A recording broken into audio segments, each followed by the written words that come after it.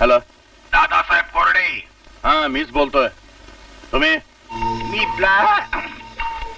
Black sorry परत मी black tiger गँगचा leader बोलतोय. तुमची पोरगी आमच्या ताब्यात आहे. व्हॉट? तुम्ही पळवलीत तिला? अर्थात 10 लाख रुपये द्यावे लागतील. नाही दिले तर पोरीचे तुकडे तुकडे करू. किती तुकडे कराल? आम्ही आधी संख्या ठरवित नाही. होतील तिथे होतील. अहो पोरीचा जीव धोक्यात दिसतो. तुम्ही रडू नका. असल्या खूप प्रसंगात गेलोय मी. हे बघा, पोलिसांकडे गेला तर फार महागात पडेल. तुमचाही मुर्दा पडेल. आम्ही मागे पुढे बघणार नाही.